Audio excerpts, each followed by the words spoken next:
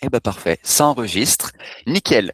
Alors, du coup, notre invité d'aujourd'hui, Marc Tappelman, est cofondateur de Cashbee, une application d'épargne et d'investissement qui a pour ambition de rendre la gestion financière simple, accessible et responsable pour tous. Avant de se lancer dans l'entrepreneuriat, Marc a bâti une carrière de plus de 20 ans dans la banque d'investissement internationale au sein de Bank of America Merrill Lynch. Il a occupé des postes de direction de premier plan à New York, puis à Londres, notamment en tant que managing director en charge donc des marchés capitaux. Il a terminé son parcours au sein de la banque comme vice-chairman of Global Capital Markets. Diplômé de l'ESCP Business School, Marc a décidé en 2018 de mettre cette expertise au service du grand public en cofondant Cashbee pour démocratiser l'accès à l'épargne et à l'investissement. Bonjour Marc. Bonjour Mehdi, quelle belle introduction, merci beaucoup de me recevoir.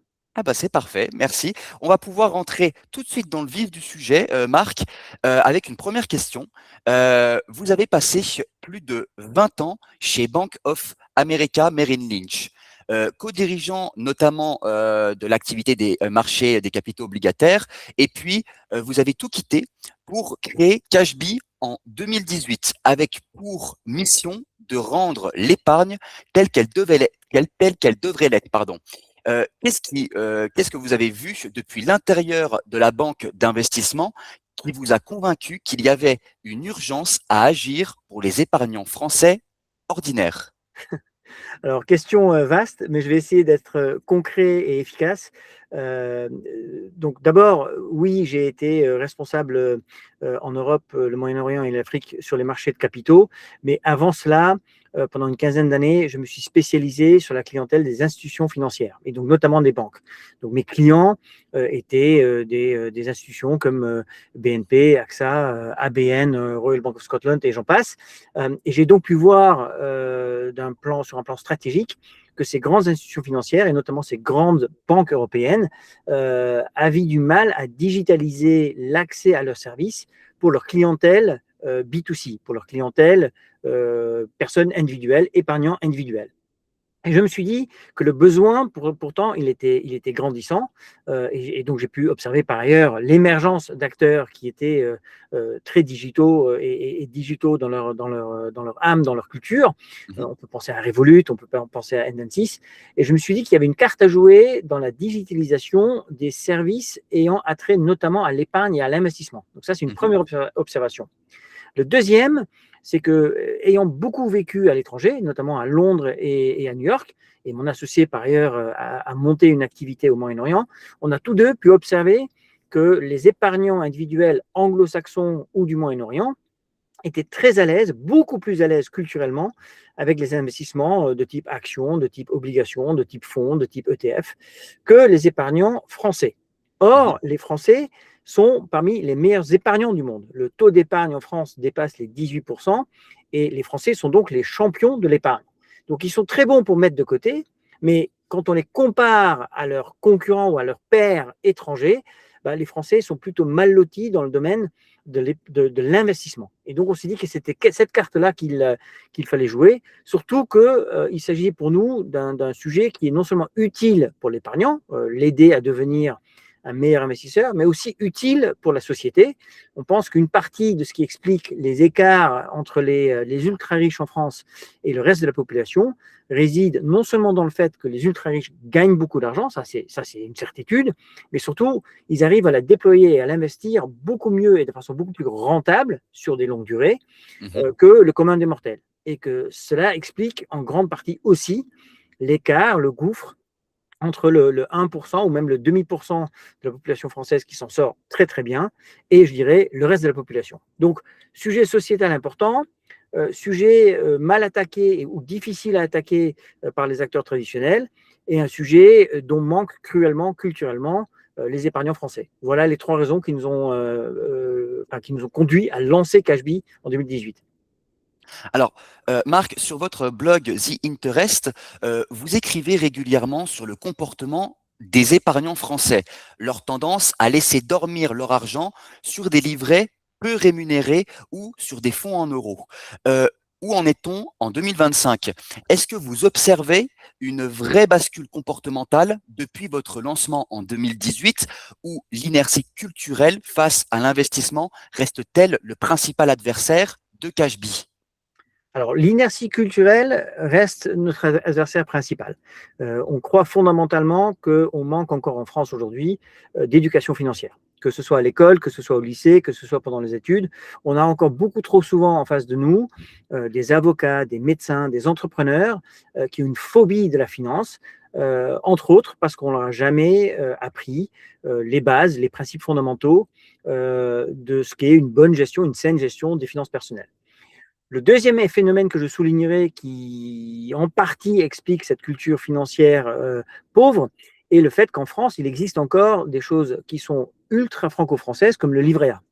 Et donc, quand vous avez un livret réglementé, garanti par l'État, vers lequel 4 Français sur 5 se tournent pour leur épargne au quotidien, ben, il y a un peu une flemme qui peut s'installer pour aller dire, à quoi bon aller chercher des investissements plus risqués où je mets mon capital à risque alors que j'ai le bon vieux livret A et à côté de ça, toujours dans le domaine des placements à capital garanti, le fonds euro. Encore une fois, ce sont des spécificités du marché français qui n'incitent pas à l'innovation, qui n'incitent pas à la prise de risque et qui n'incitent pas nécessairement à l'apprentissage en finance. Donc, ça reste un sujet qui est fondamentalement dans notre viseur. Maintenant, la bascule est en cours. La bascule est en cours, elle est lente, mais il est très clair que les jeunes générations se tournent de plus en plus vers des outils digitaux pour apprendre à mieux gérer leurs finances. Aussi parce qu'il y a une prise de conscience que les retraites vont être un vrai sujet pour les jeunes générations d'aujourd'hui. C'est-à-dire que les gens aujourd'hui qui sont à la retraite jouissent d'une belle retraite. Les gens qui s'en rapprochent pensent à juste titre qu'ils vont pouvoir jouir d'une très belle retraite, mais toutes les générations qui se trouvent en dessous ont raison de s'inquiéter de leur retraite. Et avec l'inquiétude des retraites vient l'obligation de s'intéresser aux finances personnelles. En quelques années, Cashbee est passé d'un livret rémunéré à une plateforme patrimoniale complète. Alors, on a l'assurance vie, le PER avec la MIF, SCPI, Private Equity avec Bluester Capital, co-investissement en art avec Matisse, dette privée avec Opal, ETF avec Amundi, FCPI Technologies souveraine. C'est quoi l'ADN de Cashbee aujourd'hui? Une fintech d'épargne mobile, un courtier digital ou, comme vous le dites, une banque privée en poche? Alors moi, je préfère de tous ces descriptifs, même si les trois sont vrais, hein, on est une fintech d'épargne mobile, on est un courtier digital, mais je préfère de loin la définition de banque privée en poche. Parce que cela traduit bien la mission qu'on se donne véritablement chez Cashbee, qui est de rendre accessible au plus grand nombre des investissements et des placements qui sont pertinents, mais qui auparavant étaient réservés en quelque sorte aux plus fortunés. Et donc, quand on voit qu'on travaille avec des fournisseurs aussi différents que Generali, que la mutuelle Lamif, mais aussi avec une fintech comme Matisse pour le co-investissement en art ou des fournisseurs de placement en private equity ou en dette privée, on voit bien que l'idée, c'est de pouvoir mettre sur une seule étagère, dans une seule application ou dans une seule web app d'ailleurs, l'ensemble des placements pertinents pour un mass affluent. Alors, petite importance, petite spécification, nous on s'adresse en effet à cette partie de la population qui gagne 100 000 euros ou plus par an ou qui a 100 000 euros à investir ou plus. Et donc, on est bien en dessous des ultra riches, mais on s'adresse à une population qui s'estime être relativement mal servie, voire pas servie dans le domaine des finances personnelles par leur banque traditionnelle et qui manque qui pense manquer de temps, mais qui manque aussi de culture financière. Et donc, vous voyez bien en réunissant toutes ces différentes classes d'actifs, toutes ces différentes opportunités de placement dans un seul endroit, rien qu'en ce faisant, on rend les produits plus accessibles. Quand on arrive à expliquer par ailleurs, avec des formulations sans trop de jargon, simplement comment ces produits s'additionnent, comment ils peuvent vous permettre de construire un portefeuille diversifié et comment certains sont pertinents pour des profils prudents, d'autres sont plus utiles pour des profils plus dynamiques, enfin, pour des personnes qui ont plus d'appétence au risque, eh bien, on voit bien comment on peut enfin donner accès à cette population qui est relativement importante en nombre, hein, à des Mhm. placements qu'eux-mêmes pensaient probablement réservés à, encore une fois, les plus fortunés. Et donc, c'est vraiment la banque privée en poche qui traduit le mieux la mission qu'on se donne. Alors, votre mission fondatrice est de rendre l'épargne plus claire et plus simple pour permettre au plus grand nombre d'investir mieux. Est-ce que la transformation digitale résout vraiment le problème de complexité ou crée-t-elle un nouveau risque, celui de rendre l'investissement trop accessible et donc potentiellement mal calibré pour des clients qui ne comprennent pas encore les risques qu'ils prennent? Alors, la question est très intelligente et c'est une question qu'on s'est posée et qu'on se pose encore très régulièrement quand on met notamment des nouveaux produits sur l'étagère, quand on ajoute des placements à la gamme qu'on propose aujourd'hui. Donc, premier point, vous avez raison de souligner que notre mission est de permettre au plus grand nombre d'investir mieux. Et dans le mieux, il n'y a pas nécessairement plus. Encore une fois, les Français mettent déjà beaucoup de côté. L'idée est vraiment de déployer cette épargne qui se retrouvent aujourd'hui encore bien trop souvent sur des supports, certes sans risque, mais qui rémunèrent très peu, voire pas du tout, vers une allocation qui soit plus logique et qui reflète les objectifs qu'on peut se fixer à long terme et qui reflète l'horizon de placement à long terme qui permet aux épargnants de prendre un peu plus de risques. Est-ce que là-dedans, il y a une place pour l'éducation et la pédagogie? Alors là, la réponse est absolument oui. Et donc, nous mettons énormément d'efforts pour développer des webinars, enfin de produire du contenu éducatif qui permette à tout un chacun de mieux comprendre ce qu'il y a sur l'étagère. Est-ce que ça suffit pour rendre tout accessible à tout le monde? Je ne pense pas.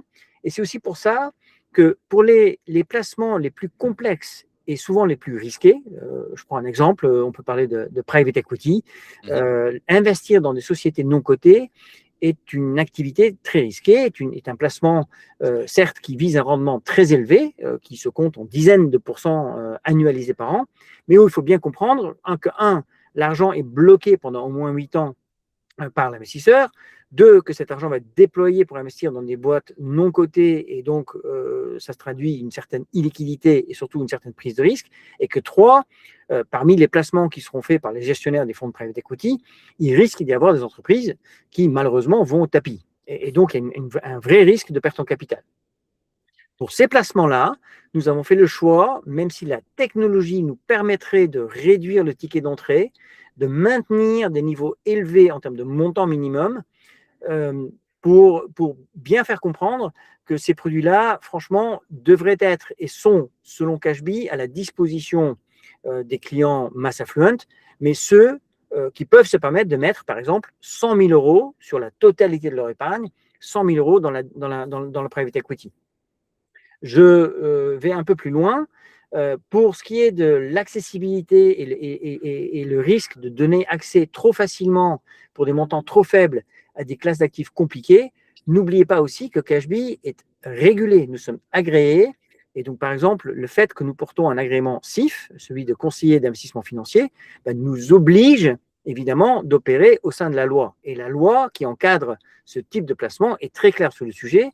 Nous avons l'obligation de vérifier que le client à qui nous proposons tel ou tel produit illiquide, risqué, mais qui vise un rendement très élevé, comprenne la totalité des caractéristiques du produit et comprenne notamment l'ensemble des risques qui y sont associés. Donc ça, c'est très important. Ce n'est pas parce qu'on est une plateforme digitale, ce n'est pas parce qu'on est une fintech qu'on n'a pas les mêmes obligations qu'un certain nombre des acteurs traditionnels auxquels on doit adhérer parce qu'on porte des agréments qu'on est allé chercher, qui sont des agréments qui font que nous sommes régulés par l'AMF, l'autorité des marchés financiers. On est régulé par la CPR, qui est un membre de la Banque de France. Et donc, on se doit, tout acteur digital qu'on soit, de respecter évidemment en tout point la loi et les réglementations qui s'appliquent à des courtiers ou à des banques traditionnelles. Alors, Cashbee propose une souscription en quelques minutes depuis un smartphone, des rachats partiels effectifs en 72 heures en moyenne, des arbitrages en quelques clics, pour un courtier plus traditionnel dont l'onboarding peut prendre plusieurs jours, voire plusieurs semaines entre des formulaires papier et des rendez-vous physiques.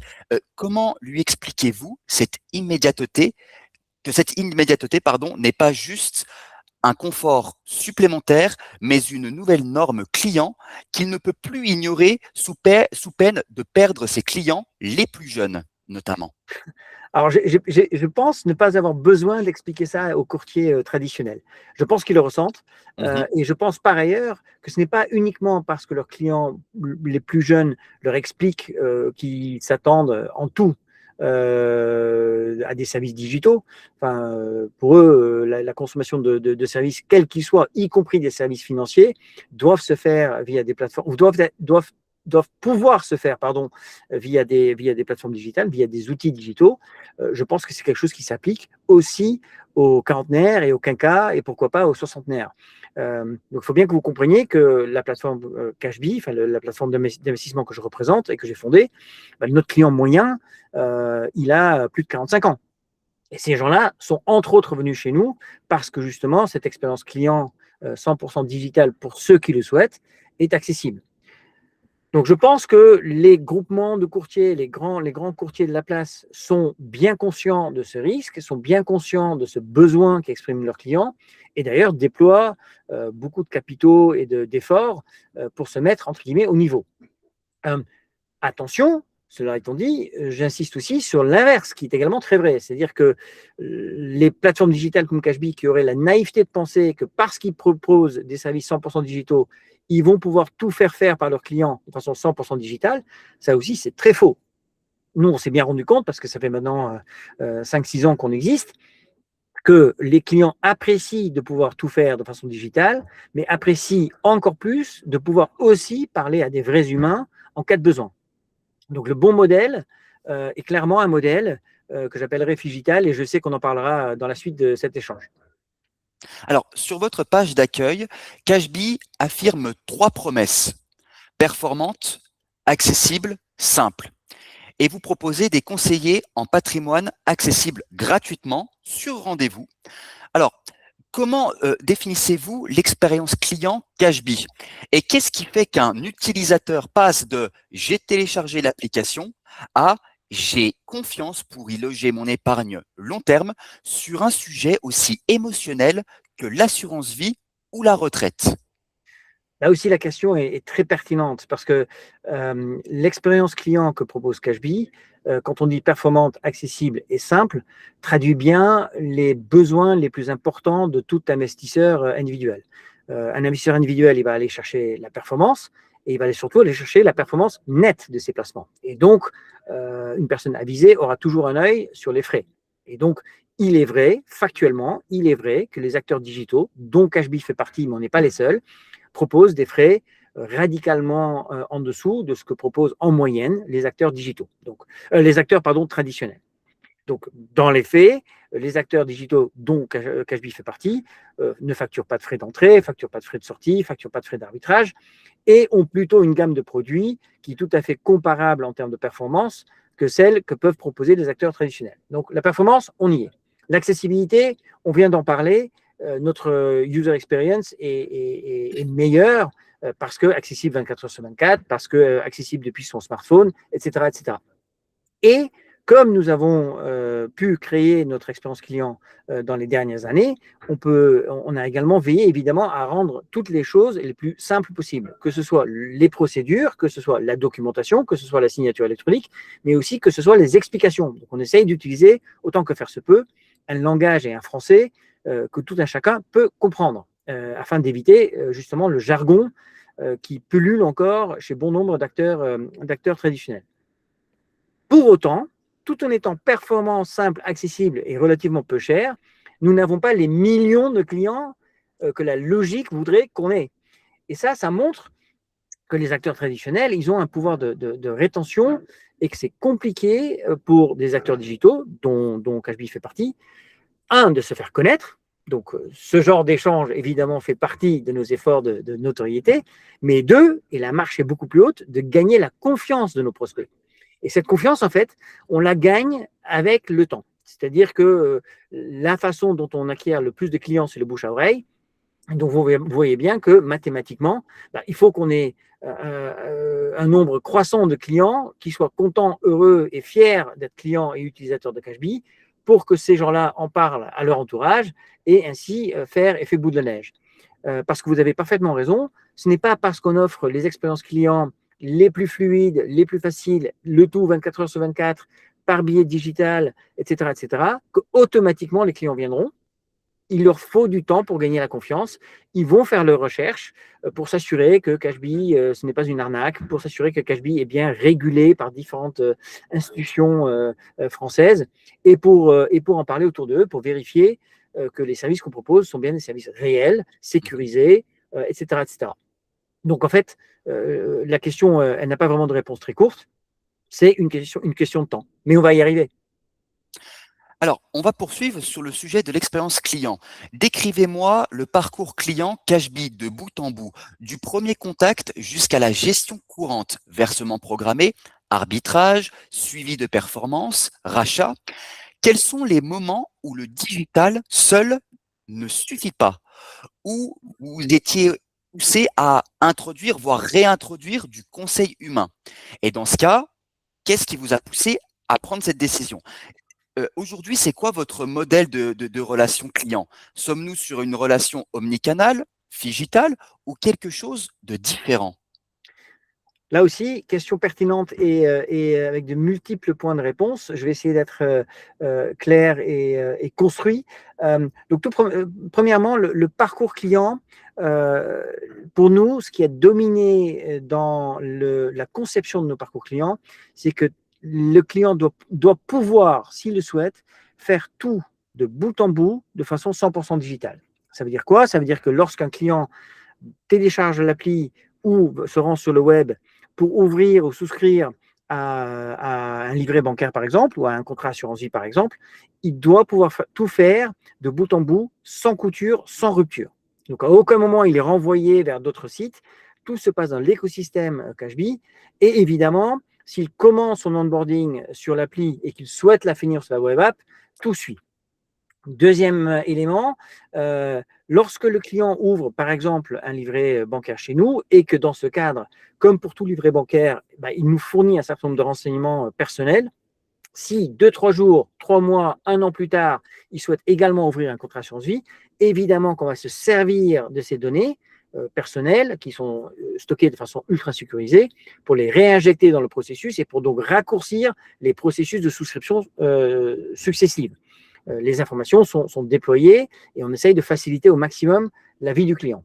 Pour ce qui est du suivi et des opérations, là aussi, même chose, tout doit pouvoir se faire en ligne. Maintenant, quand on a dit ça, on s'est bien rendu compte que autant l'expérience 100% digitale suffit dans 99 cas sur 100 pour l'ouverture, la souscription à un produit d'épargne bancaire, notamment le super livret qu'on propose, dès qu'on commence à toucher au sujet des placements à long terme, et notamment quand on commence à parler et échanger et à réfléchir à des investissements sur des supports où le capital est potentiellement à risque, un échange humain est régulièrement demandé. Pas par la totalité de nos clients. On a beaucoup de clients qui font tout seul et qui justement viennent chez Cashbee parce qu'on leur offre la possibilité de faire tout seul quand ils veulent. Mais il y en a aussi bon nombre, notamment pour les placements un peu plus sophistiqués, qui souhaitent avoir un échange. Et c'est là-dedans qu'on s'est bien rendu compte que notre modèle se doit d'être omnicanal. Et par omnicanal, j'entends web, appli. Il y a des gens qui sont très à l'aise sur le mobile. Il y en a d'autres qui préfèrent le confort d'un écran plus large. Mais qu'à côté de ça, il nous fallait un modèle digital où, à la demande du client, il puisse toujours pouvoir avoir accès à un expert, à un humain, et avoir un échange, ne serait-ce que pour se rassurer que tout se passe bien et qu'il a tout bien fait. Alors, Cashbee cible sur son site des profils très différents. Épargne quotidienne, préparation retraite, trésorerie d'entreprise, placement alternatif. Depuis 2018, est-ce que le profil type de votre client a évolué? Voyez-vous une différence marquée entre la génération milléniale qui gère tout depuis son téléphone et l'épargnant de 50 ans qui cherche une alternative à sa banque traditionnelle?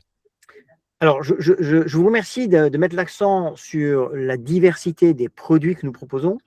mais la logique derrière la totalité des produits que nous proposons est de servir le mass affluent pour la totalité des besoins qu'il pourrait avoir en épargne et en investissement. Donc, on est un acteur pur de l'épargne et de l'investissement. On a une cible pure qui sont ces fameux mass affluent, profession libérale, entrepreneurs, cadres supérieurs. Mais une fois qu'on a dit ça, on veut leur proposer la totalité des produits d'investissement dont ils pourraient avoir besoin.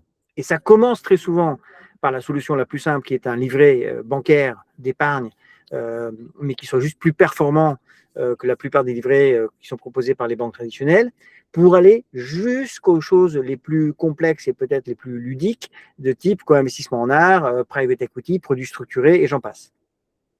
Une fois qu'on a dit ça, la vision a toujours été de s'assurer qu'on ait une gamme complète à proposer à ce client, et on s'est rendu compte dans nos échanges, notamment parce qu'on parlait à des entrepreneurs ou à des cadres supérieurs, que ces gens-là avaient souvent deux bilans à gérer, c'est-à-dire qu'ils avaient leur épargne personnelle, mais ils avaient également les liquidités de leur boîte à gérer. Et c'est pour ça qu'on a développé les solutions de trésorerie d'entreprise, parce qu'on pourrait se demander, bah, vous qui êtes un spécialiste de l'épargne et des investissements digitaux des individus, pourquoi proposez-vous des solutions de trésorerie d'entreprise?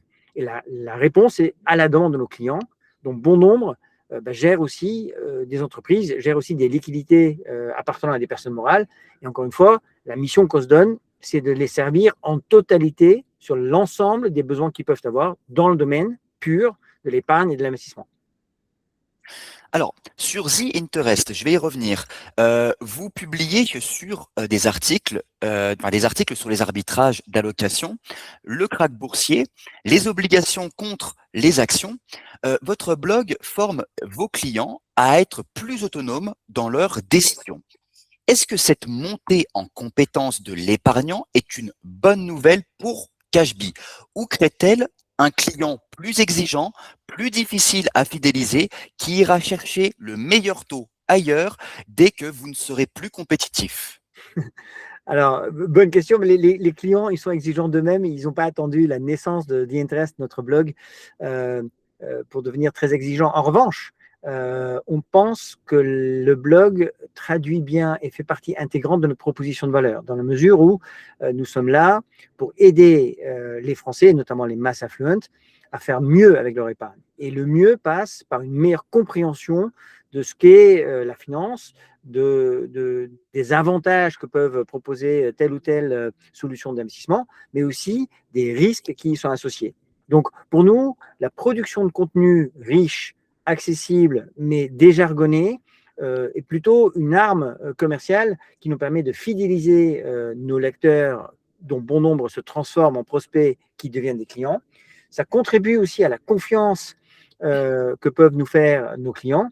Et ça répond tout simplement aux questions qu'une bonne partie d'entre eux peuvent se poser. Maintenant, ça n'enlève en rien le fait qu'il y ait parmi nos clients des chasseurs de primes. Et ça, on ne l'évitera jamais. Ça, ce sont des gens qui, franchement, le fait qu'on produit du bon contenu ou pas, ce n'est pas vraiment leur sujet. Ils vont aller chercher la meilleure offre du moment et ils ne vont pas hésiter à faire tourner leur épargne entre un Cashbee et d'autres fournisseurs de services similaires pour aller chercher le meilleur deal à tout moment. Ça, on n'y peut rien, c'est le jeu, on vit avec, ce n'est pas notre type de clientèle, mais elle existe. Alors, en 2025, vous lancez Cashbee Patrimoine, Private Equity, art, dette privée, et en octobre, un FCPI, technologie souveraine, avec une déduction fiscale de 27%. Ce sont des produits qui étaient jusqu'ici réservés aux clients de banques privées. Est-ce que vous voyez émerger un nouveau segment de clients plus fortunés, plus exigeants, qui ne ressemblent pas au profil primo-épargnant que l'on associe habituellement au fintech grand public? Alors, là aussi, la question est très pertinente parce que nous ne sommes pas une fintech qui vise le grand public, et vous avez raison, nous avons observé, quand on a fait notre étude en 2018, avant de se lancer, que bon nombre de fintech ont bâti des propositions de valeur très intéressantes, très attractives et qu'on admire beaucoup pour les primo-épargnants. Ce n'est pas notre mission. Nous, notre mission, c'est d'aider les personnes potentiellement un peu plus âgées, mais qui disent manquer de temps pour mettre au travail de façon intelligente la masse d'argent qu'ils mettent de côté. Et comme on se l'est déjà dit, cette masse d'argent est considérable parce qu'encore une fois, il s'agit des meilleurs épargnants au monde. Et donc, ce n'est pas vraiment une émergence d'une nouvelle clientèle. Ces gens-là ont toujours existé et je pense, ont pendant très longtemps et encore aujourd'hui, sont très frustrés des services que leur propose leur banque traditionnelle ou leur courtier traditionnel.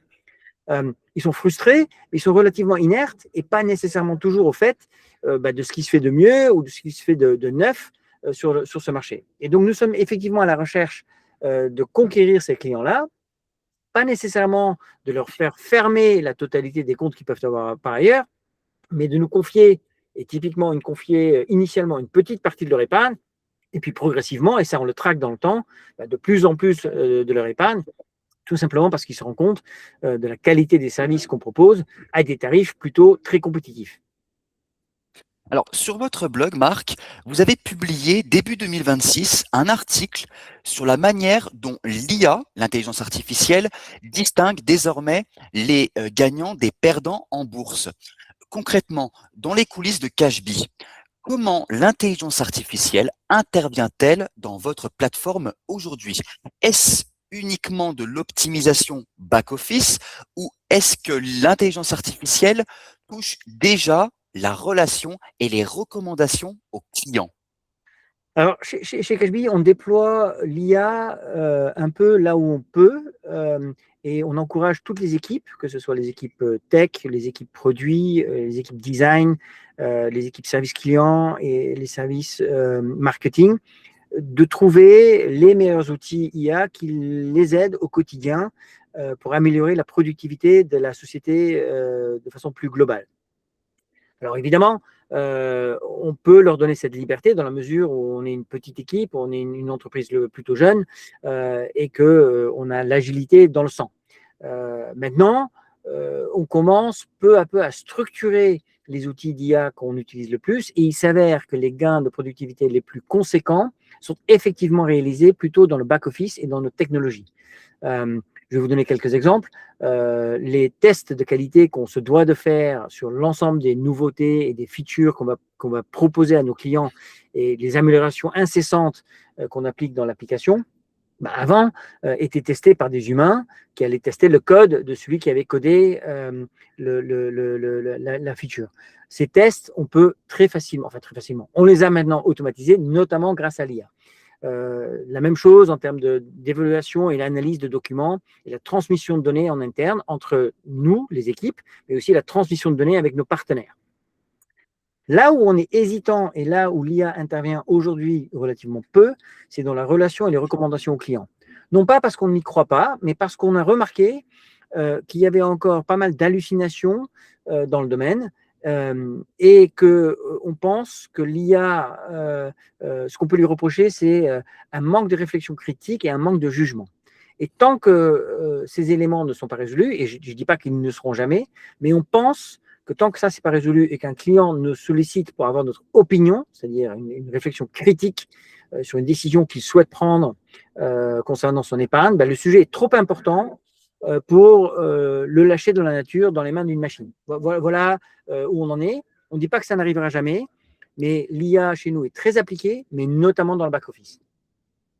Alors, Cashbee propose une gestion pilotée confiée aux experts de Generali Wealth Service, selon un profil de risque défini à la souscription. C'est déjà une forme d'automatisation du conseil. Pensez-vous qu'un agent IA conversationnel pourra un jour remplacer l'humain et délivrer un conseil patrimonial complet, prévoyance, succession, PER sur mesure pour ne citer que, ou est-ce qu'il y a une limite structurelle à ce que l'algorithme peut faire sans le regard d'un humain? La question mérite une réponse un peu structurée. Donc, on est convaincu que l'IA, et notamment un agent IA conversationnel, peut beaucoup aider et assister le conseiller d'investissement dans son quotidien. Je m'explique. Bon nombre de nos clients nous contactent pour des questions relativement bénignes et qui ont attrait au fonctionnement de l'application ou à une démarche administrative qui est relativement répétitive, standardisée, et à laquelle une machine peut répondre tout aussi bien qu'un conseiller, qui du coup peut libérer du temps pour se consacrer à ce que lui aime faire le plus et ce qui a le plus de valeur pour le client, c'est-à-dire du vrai conseil, de la vraie réflexion et du jugement. Et donc, dans le prolongement de ce que je disais tout à l'heure, chez Cashbee, on a évidemment l'esprit très ouvert sur les applications que peuvent avoir l'IA pour améliorer nos process et rendre la vie de nos clients plus facile. Il me semble qu'aujourd'hui, avec les systèmes d'IA qui existent, l'IA est un outil d'aide et d'augmentation de la productivité des équipes, mais pour l'instant ne remplace pas la réflexion critique et le jugement que doivent avoir nos conseillers. Dernier point, sur une base très macroéconomique, je crains que si tous les investisseurs se reposent sur les mêmes systèmes d'IA pour faire leur sélection d'investissement, on va tomber dans un comportement moutonnier avec l'ensemble de la population, si je grossis le trait, qui ferait les mêmes transactions avec la même logique. Et donc, on irait probablement à l'encontre de l'intérêt de l'épargnant individuel. Alors, Marc, maintenant, on va s'attarder sur la proposition de valeur et le positionnement de Cashbee.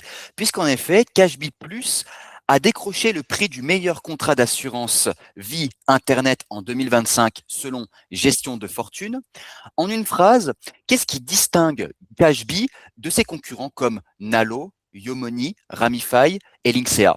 Et le partenariat avec la MIF pour le PER et avec Generali pour l'assurance vie. Est-ce un avantage de solidité et de crédibilité ou une contrainte qui limite votre agilité de fintech? Pour répondre à la première question, moi je dirais d'abord que l'ensemble des acteurs que vous venez de citer contribuent collectivement à la digitalisation du marché, contribuent collectivement à l'éducation financière des épargnants français. Et on ne se positionne certainement pas comme un concurrent qui vise notamment les autres plateformes digitales. Je dirais plutôt que ce sont les plateformes digitales qui visent la clientèle aujourd'hui insatisfaite, qui sont encore chez les grands acteurs traditionnels. Maintenant, s'il fallait que je me distingue d'eux en une seule phrase, je dirais qu'on se distingue par la complétude de l'offre et probablement, parce que j'en suis très fier, nos parcours d'utilisateurs digitaux qui sont pour moi best in class. Mais je pense que le principe de distinguer les acteurs digitaux qui ensemble, entre guillemets, se battent avec et contre les acteurs traditionnels, ça reflète plus véritablement ce qui se passe dans le marché. Pour ce qui est de nos partenariats avec la MIF et avec la Generali, moi je dirais, oui, ça renforce sans aucun doute notre crédibilité aux yeux de nos clients et notamment aux yeux de nos prospects. Enfin, des gens qui sont clients, ils font confiance à Cashbee, des gens qui hésitent, mais qui voient que dans les faits, ils vont faire confiance à une plateforme qui va les mettre en relation et qui va leur faire ouvrir et souscrire des produits qui sont gérés par la MIF, qui est une mutuelle vieille de 160 ans, ou encore par Generali, qui est un des plus gros acteurs dans l'assurance vie en France et même en Europe, évidemment, c'est rassurant et crédibilisant. Alors, c'est vrai parce que moi, votre gamme de placements s'est considérablement élargie en 2025. Pour rappel, SCPI, Private Equity, AR, dette privée, ETF Amundi, FCPI. Alors, moi, j'ai une question à vous poser, Marc. Comment vous assurez-vous que cette richesse d'offres reste simple et lisible pour un client qui n'est pas un expert financier, sans tomber dans le piège de la complexité qui l'éloigne précisément les épargnants que vous voulez convaincre? Vous avez raison de souligner que l'équilibre entre la complétude de l'offre d'une part, qui doit permettre à l'épargnant relativement sophistiqué de trouver son bonheur et de pouvoir se constituer un portefeuille diversifié et qui soit optimal pour son profil de risque, d'une part, et d'autre part, une offre simple, lisible, que tout un chacun peut comprendre, même l'épargnant qui débute dans le monde de l'investissement, cet équilibre, il est difficile. Nous, on résout l'équation par nos parcours clients. Donc, quelqu'un qui s'est défini d'entrée et d'emblée comme étant quelqu'un d'ultra prudent, novice en matière de placement et qui a un montant à placer qui est relativement modeste, et relativement modeste pour être clair, ça peut être quelques milliers ou quelques dizaines de milliers d'euros, eh bien, on va l'aiguiller automatiquement dans le parcours vers des produits les plus simples, les plus prudents, les moins volatiles, comme le livret bancaire, comme le fonds euro, peut-être comme le fonds monétaire, et pourquoi pas des placements dans des fonds obligataires. Mais il va avoir des produits qui lui seront mis sur son étagère à lui, qui seront relativement restreints en nombre. Évidemment, il garde la liberté d'aller plus loin et d'aller chercher des produits plus sophistiqués, mais on lui met en évidence ce qui nous semble être pertinent pour cette personne-là. À l'inverse, quelqu'un qui se déclare tout de suite comme étant plutôt à l'aise dans le monde de la finance, qui a un horizon de placement très long et qui a un goût pour le risque prononcé, eh ben, on va l'amener vers des produits alternatifs, certes moins liquides, probablement plus complexes à comprendre d'emblée, mais qui visent des rendements beaucoup plus importants. Et donc vous voyez bien qu'en ayant tout sur l'étagère, mais en guidant via une expérience digitale la plus personnalisée possible, les clients, selon leur profil, selon leur goût, selon leurs convictions, vers les produits les plus adaptés, ben on arrive à garder un parcours qui reste simple, fluide et surtout qui vous amène vers ce qui convient le mieux pour vous. Cashbee propose des conseillers patrimoniaux accessibles gratuitement sur rendez-vous. Ça, on l'avait déjà évoqué tout à l'heure. Une question m'est venue en tête. Comment dosez-vous la part du conseil humain dans un modèle qui se veut 100% digital? À vrai dire, y a-t-il des situations où un client paniqué lors d'un crack, une question sur sa succession, un profil patrimonial complexe, où vous avez dû introduire, voire réintroduire, entre guillemets, massivement de l'humain, parce que l'application seule ne suffisait pas? Alors, Dieu merci, n'a jamais eu cette situation, entre guillemets, de panique massive parmi l'ensemble de nos clients. Je pense que le principe est chez nous relativement simple. Il faut que l'onboarding, c'est-à-dire le téléchargement de l'application et l'ensemble de la procédure de souscription puisse se faire d'un trait, sans interruption, sans rupture de charge et de façon autonome. Ça ne veut pas dire qu'on ne peut pas interrompre, ça ne veut pas dire qu'on ne peut pas reprendre plus tard, et ça ne veut pas dire non plus que même dans cette phase-là, on a toujours accès à un bouton qui dit prendre rendez-vous si les choses ne vous paraissent pas claires ou si vous voulez échanger avec un conseiller. Mais je pense qu'il est statistiquement vrai de dire que l'énorme majorité du temps de nos conseillers est dédié à ce qu'eux préfèrent faire le plus au monde, et à ce que les clients souhaitent le plus au monde, c'est-à-dire des vrais conseils sur la constitution de portefeuille, sur des arbitrages à faire, sur l'évolution d'un portefeuille possible, sur la considération de tel ou tel produit structuré. Ils sont vraiment là pour ça. Et donc, je pense qu'on a des parcours clients digitaux qui permettent de faire toutes les opérations, je dirais, administratives de façon autonome. Donc, encore une fois, souscription, rachat partiel, retrait, transfert, arbitrage, mais que dès qu'on touche à des considérations de changement de portefeuille, de prise de risque, de souscription à un produit un peu complexe, c'est là où nos conseillers rentrent en jeu et c'est là où nos clients peuvent les trouver très, très facilement. Si vous deviez identifier les 2 ou 3 profils de clients pour lesquels Cashbee n'est pas encore la meilleure réponse, les angles morts réels de votre modèle, lesquels seraient-ils? Est-ce que ces angles morts sont précisément là où un courtier traditionnel, avec sa relation de confiance construite sur 20 ans, admettons, garde toute sa valeur ajoutée? Alors, j'aime bien la question, je vais me permettre de modifier légèrement le langage. Je ne parlerai pas d'angle mort, mais de choix délibéré. Mais vous avez parfaitement raison, nos services, notre application, notre web app n'est pas à destination de tout le monde. Et je prendrai 2 exemples. Le premier est celui des spéculateurs quotidiens, donc des gens qui veulent faire du day trading, c'est-à-dire prendre des positions le matin pour les vendre dans la journée, voire quelques minutes plus tard. Nous ne sommes pas une application de trading. Nous ne pensons pas que ce soit le bon modèle, mais on ne peut pas s'opposer à ce que des gens utilisent cette méthodologie, cette stratégie pour essayer de s'enrichir. Donc, nous ne sommes pas le Robinhood de France. Chez nous, quand vous faites un investissement, vous n'aurez jamais des confettis dans l'application pour vous encourager à en refaire un tout de suite derrière. Nous ne pensons pas que les marchés financiers soient l'équivalent d'un casino et on ne souhaite pas encourager ce comportement-là.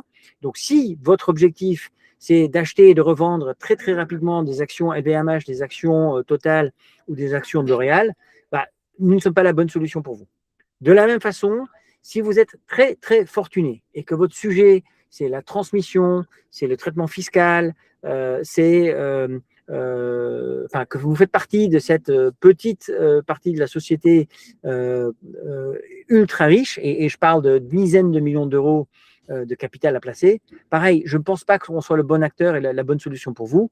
Je vous conseille vivement de vous tourner vers une banque privée, parce que cette banque privée, au-delà de vous accompagner dans vos placements, va vous accompagner de façon fiscale, de façon juridique, va préparer sans doute la succession avec vous et va même pouvoir vous assister dans le domaine des dons et de la philanthropie. Ce n'est pas notre mission d'accompagner ces gens-là. On estime que ces gens-là sont déjà suffisamment bien accompagnés par les banques privées, que les banques privées, ça existe pour eux notamment. Et donc, cette population-là, pareil, on n'est pas la bonne solution pour eux. Comment percevez-vous le modèle des courtiers traditionnels en assurance vie, prévoyance, épargne retraite face à des acteurs émergents comme Cashbee? Coexistence durable, absorption progressive ou compétition frontale que les petits cabinets ne peuvent pas gagner seuls?